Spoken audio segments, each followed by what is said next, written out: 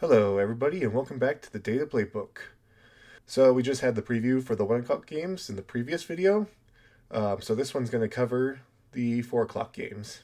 For the Tennessee at Arizona game, you have the Cardinals heavily favored with a spread of 7.5 and a total point line of 41.5. You have Tennessee with a passing rank of 31, a rushing rank of 28, an allowed passing rank of 20, and an allowed rushing rank of 28. All across the board below average. With the Cardinals, you have a passing rank of 26, a rushing rank of 20, an allowed passing rank of 28, and an allowed rushing rank of 11. So similar, pretty bad numbers for the Cardinals, except for their allowed rushing rank, which is a little above average.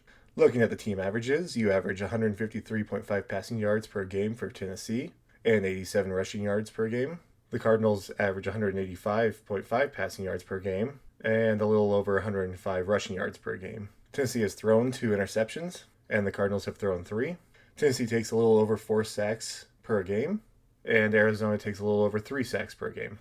Defensively, you have Tennessee with 233.75 passing yards allowed per game, and they allow 141.5 rushing yards per game.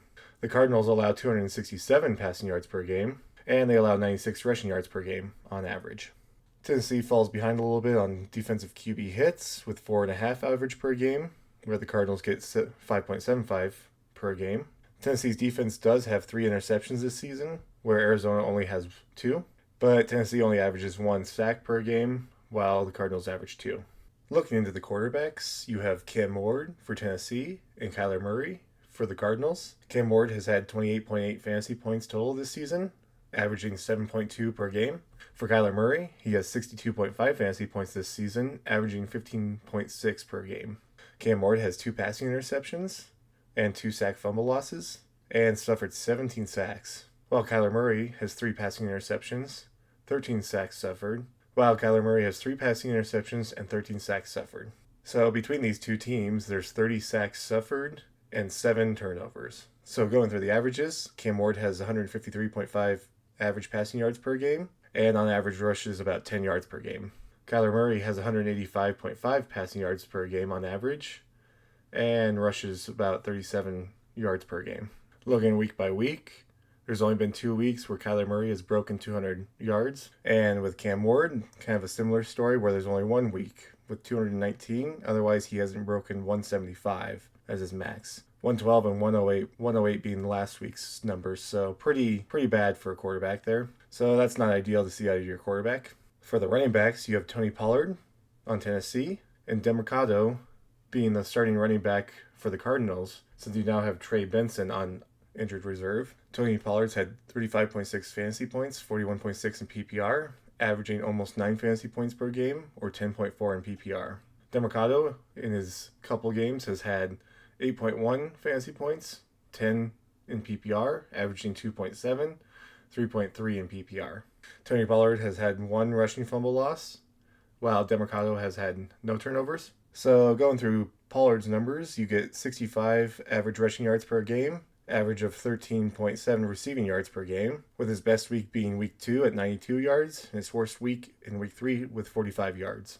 With Demercado, there's not much more to see. He's only had 8 rushing yards total in the season, so it makes no sense to have this average, since he had no rushing yards in the previous games, just this one. And then similar with receiving yards, he's only had the 13 in 1 game. So those are effectively his averages now that he's starting. For the wide receivers, you have Calvin Ridley, who's questionable right now, but looks like he's maybe in.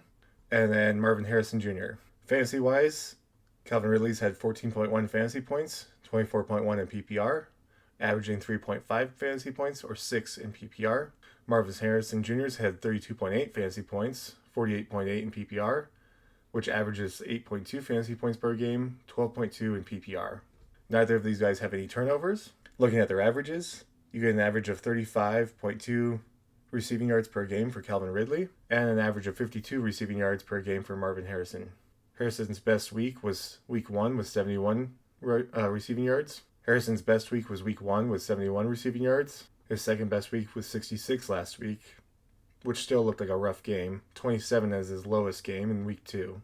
With that said, he still owns the largest share of the team's yards. For Calvin Ridley, you have a tie for his worst week, which is week 1 and week 3 with 27 receiving yards. 7 targets with 1 reception. That's not great. Last week he just barely beat that with 30 yards, and his best was week 2 with 57 yards. With that said, he's the second best on the team for receiving share of yards. Finishing up with the tight ends for this matchup, you have Chig for Tennessee and Trey McBride for the Cardinals. Chig has 12.4 fantasy points, 25.4 in PPR, averaging 3.1 and 6.3 in PPR. Trey has 29.4 fantasy points, 53.4 in PPR, averaging 3.75, 13.3 in PPR. Neither of these guys have any turnovers. On average, you have Chig with 31 receiving yards per game, and Trey gets 58.5 receiving yards per game, with Chig's best game being week 3 with 66 receiving yards, and his worst week last week with 4 receiving yards.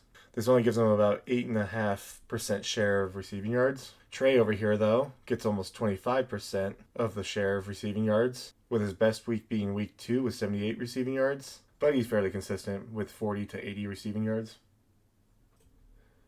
Looking into our next matchup, you have Tampa Bay at Seattle. Here, Seattle is favored on the money line with a spread of 3.5 and a total point line of 44.5. Going through the rankings, Tampa Bay has a passing rank of 15, a rushing rank of 10, an allowed passing rank of 11, and an allowed rushing rank of 6. For Seattle, they have a passing rank of 13, a rushing rank of 17, an allowed passing rank of 19, an allowed rushing rank of 7. So both these teams are pretty good at stopping the run. Going through the team averages, you get 226 passing yards on average per game and 124 average rushing yards per game for Tampa Bay. For Seattle, they average 230 passing yards per game and 110.75 rushing yards per game. Tampa Bay's thrown 1 interception, while Seattle's thrown 2, and they both suffer close to that 2 sacks per game. Defensively, Tampa Bay allows 208 passing yards per game and 85 rushing yards per game. Seattle allows just over 227 average passing yards per game and almost 90 rushing yards per game. Seattle does get more QB hits on average with 7.75 per game over Tampa's 5.75 per game. Defensively, this season Tampa Bay has 1 defensive interception, while Seattle averages almost 2 per game, which comes out to 7 total interceptions this season, and both defenses average almost 3 sacks per game. The quarterbacks in this game are Baker Mayfield for Tampa Bay and Sam Darnold for Seattle. Baker's had 79.1 fantasy points this season, averaging almost 20 fantasy points per game. Sam's had 54 fantasy points this season, averaging 13.5 fantasy points per game. Going back through our averages, we saw 226 average passing yards per game. That goes for Baker Mayfield too. And he averages 32, just over 32 rushing yards per game. So on the season, Baker's had 1 passing interception and 8 sacks suffered. Sam's had 2 interceptions and 6 sacks suffered, and has lost a fumble due to a sack. On average, Baker Mayfield gets 226 passing yards per game and just over 32 rushing yards per game, and Sam Darnold gets 226 passing yards per game and just under 10 rushing yards per game. Baker's worst week was week 1 with 167 passing yards.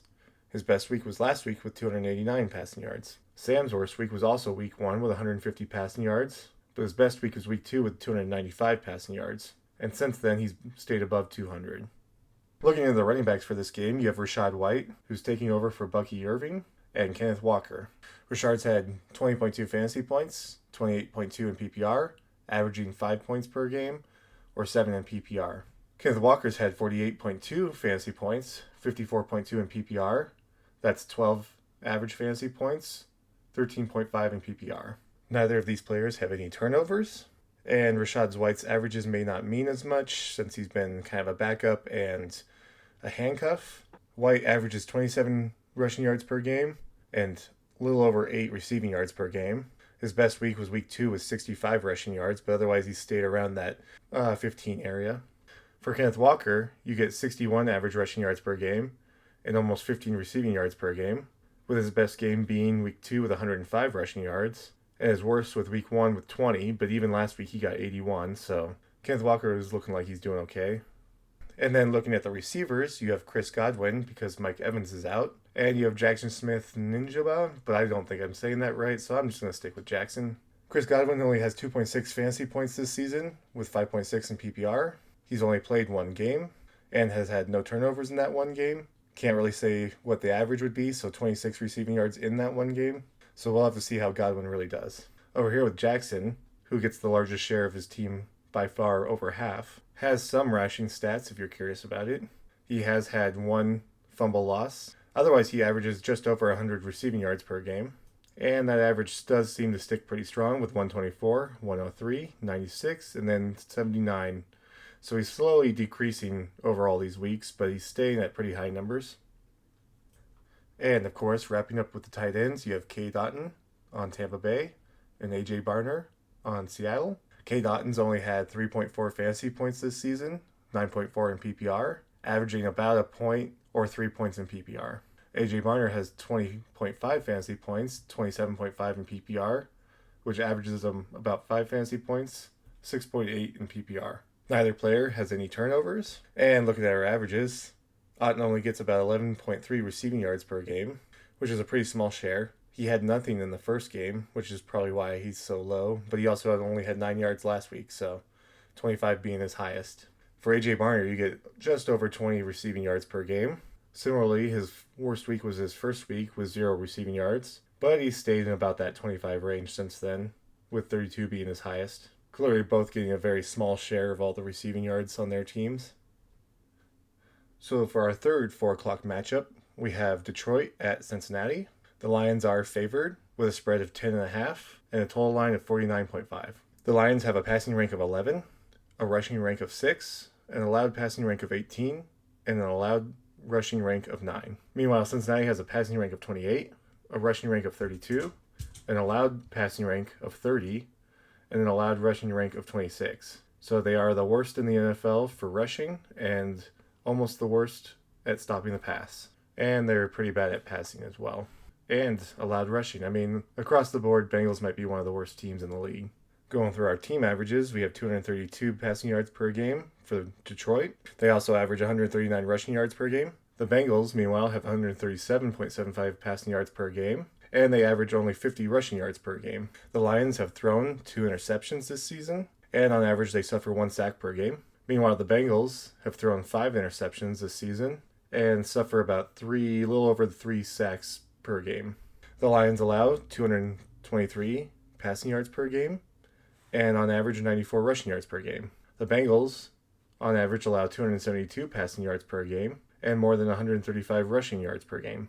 The Lions win the QB hits with 5.5 on average per game over the Bengals at 3.75 QB hits per game. Now defensively, the Lions have gotten 3 interceptions this season, and the Bengals have 5 interceptions this season. But they only average 1.5 defensive sacks, whereas the Lions average 3.5 defensive sacks.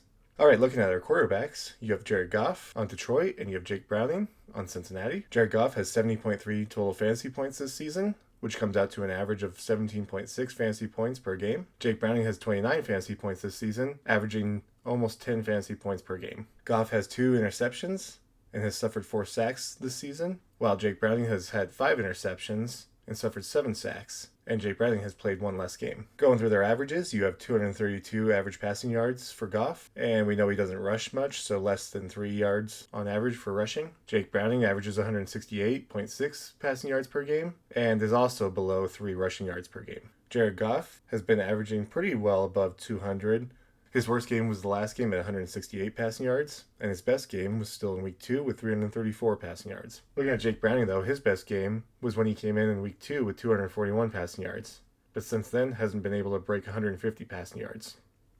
Comparing our running backs, you have Jahmyr Gibbs as our starter for the Lions and Chase Brown for Cincinnati. Gibbs has 59 fantasy points this season, 79 in PPR, averaging 14.75 and 19.75 in PPR. Chase Brown has 26.7 fantasy points, 37.7 in PPR, averaging 6.68 fantasy points, or 9.43 in PPR. Neither of these guys have a turnover. So let's look at their averages. You have 67.75 average rushing yards per game for Jahmyr Gibbs, whereas Chase Brown only gets 33.25 rushing yards per game. Gibbs gets almost 20 receiving yards per game, and Chase Brown's not far behind with 18.5 on average receiving yards per game. Week by week, you have Gibbs with his worst week with 19 rushing yards in the first week, and his best week with 94 in the second week, but also had 91 last week. Chase Brown has stayed really close to that lower mid-40s, except for week 3, where he only got 3 rushing yards. Looking at our receivers, looking at the number 1 receivers for this game, you have Amon-Ra St. Brown for the Lions and Jamar Chase for Cincinnati. Amon-Ra has 67.4 fantasy points, 94.4 in PPR. That comes out to an average of 16.8 fantasy points, or 23.6 in PPR. Jamar Chase has 31.3 fantasy points, 57.3 in PPR, an average of 7.82 fantasy points, 14.3 in PPR. Jamar Chase has had one fumble that he's given up, but Amon-Ra has had none. Jamar Chase has had one fumble that he's given up, and Amon-Ra has given up nothing. Going through our averages, both these guys have some carries, 2 for Amon-Ra, 1 for Jamar Chase. But instead, looking at our receiving yards for our receivers, you get 76.75 average receiving yards per game for Amon-Ra, and you get an average of 66 receiving yards for Jamar Chase. Amon-Ra getting his best week in week 2 with 115 receiving yards, and has started to stay pretty consistently around 70 or mid-70s. His worst week with 45 in the first week, but that still gives him a fairly large percentage of his team's share. It looks like Jameson Williams might actually have the larger share. Over here with Jamar Chase, his best week was week 2 with 165 receiving yards, and otherwise has stayed 26, 23, hasn't broken 50 otherwise. But with all that, he still owns about a third of the receiving share on the team.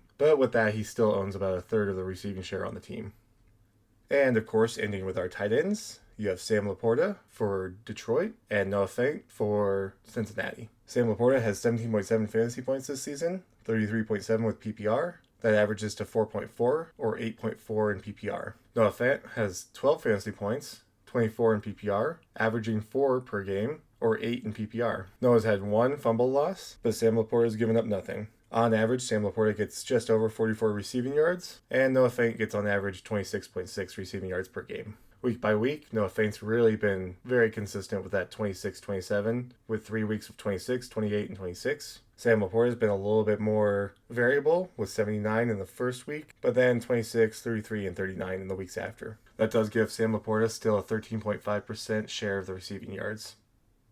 And for our last matchup, you have Washington going to LA to face the Chargers. The Chargers are favored on the money line with a spread of 2.5 and a total point line of 47.5. Looking through their ranks, Washington has a passing rank of 23, a rushing rank of 2, an allowed passing rank of 27, and an allowed rushing rank of 16. The Chargers have a passing rank of 3, a rushing rank of 19, an allowed passing rank of 7, and an allowed rushing rank of 18. So looking at our team averages, for Washington, you have 199 passing yards per game on average, and they average 154.75 rushing yards per game. The Chargers average 265.75 passing yards per game, and they average just over 107 rushing yards per game. Washington has had 1 passing interception this season and suffers 2.5 sacks on average, whereas the Chargers have had 3 interceptions this season and suffer 3 sacks on average. And the Chargers have given up 3 interceptions and suffer 3 sacks on average per game. Defensively, Washington allows 265.5 passing yards per game and an average of 107.5 rushing yards per game. Over here, with the Chargers, they allow 177.5 passing yards per game on average, and on average 111 rushing yards per game. You have the Chargers with a slight advantage on the QB hits, getting 6.5 on average per game, where Washington only gets 5.75 per game. Defensively, Washington has had 1 interception they've gained, while the Chargers have gotten 3 defensive interceptions. And the advantage also goes to the Chargers for their sacks at 3.25 average sacks per game, over Washington's 2.5 sacks per game. Looking at our quarterbacks, you have Jaden Daniels, who's coming back for Washington, and Justin Herbert for the Chargers. So far this season, Jaden Daniels has had 39.8 fantasy points, averaging 19.9 per game. Justin Herbert's had 73.8, averaging 18.45 per game. Jaden Daniels has had no interceptions, but suffered 7 sacks, while Herbert's had 3 interceptions and suffered 12 sacks. He's also lost a rushing fumble, for a total of 4 turnovers. Looking at these guys' averages, you have 216.5 average passing yards per game for Jaden Daniels, and an average of 42.5 rushing yards per game. Herbert has an average of 265.75 passing yards per game and averages 23.25 rushing yards per game. Jaden Daniels has had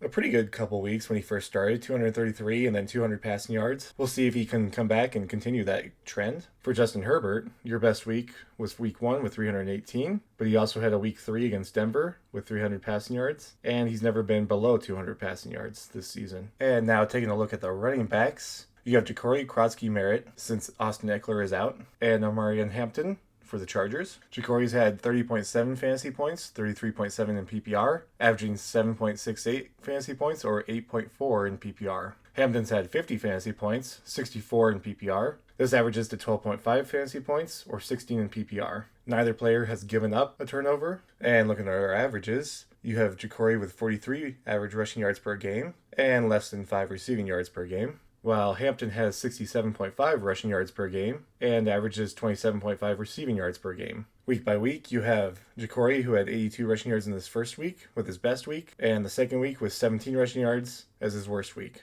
With Hampton, you have him with his best week last week at 128 rushing yards, and he's only ever been increasing his rushing yards since week 2, where he had his lowest at 24 rushing yards. Getting into the wide receivers, you have Deebo Samuel, who's the only listed healthy receiver right now with Terry McLaurin out and Noah Brown out. So they'll have to bring some other people up, but they're still listed in the number 1 spots. So the only receiver we have right now that's a starter is Deebo Samuel. And on the Chargers, you have Ladd McConkey as their number 1 wide receiver. So Deebo has had 43 fantasy points this season, 65 in PPR. That averages 10.75 fantasy points per game and 16.25 in PPR. McConkey has 17.4 fantasy points, 33.4 in PPR. That's an average of 4.35 fantasy points, 8.35 in PPR. Neither of these players have given up a turnover. You do have Deebo Samuel, who does run the ball quite a bit, getting 7 carries so far this season for 46 yards. That does average to about 11.5. But looking at the receiving, Deebo also gets 51 average receiving yards per game, while McConkey gets an average of 43.5 receiving yards per game.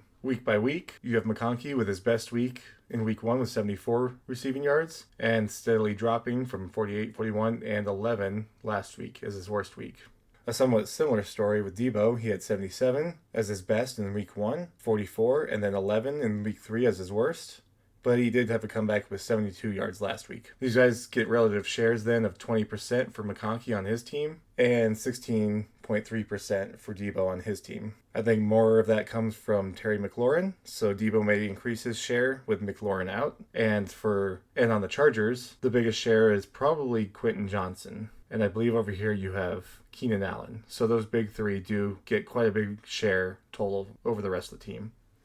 And finally, wrapping up our last game with the tight ends, you have Zach Ertz on Washington and Will Dissly on the Chargers. Dissly is considered questionable, but we'll just go over him anyway. Zach Ertz has had 28.9 fantasy points, 42.9 in PPR, averaging 7.22 fantasy points and 10.7 in PPR. Will Dissly has only had 2.5 fantasy points total, 4.5 in PPR this season, averaging 1.25 per game, or 2.25 in PPR. Neither tight end has any turnovers that they've given up. And looking at the averages, you get 37.25 average receiving yards for Zach Ertz. And if we break that down, his second week was his best week with 64 receiving yards, but otherwise he stayed in that mid-20-ish range. 26, 38, 21. Will Dissly, on the other hand, has had almost nothing with only 12.5 receiving yards on average per game. He has been out for the last couple games, but his first game he had 18, and the second game he only had 7, getting a very small share of his team's receiving yards, whereas Zach Ertz gets a larger share at just under 16%.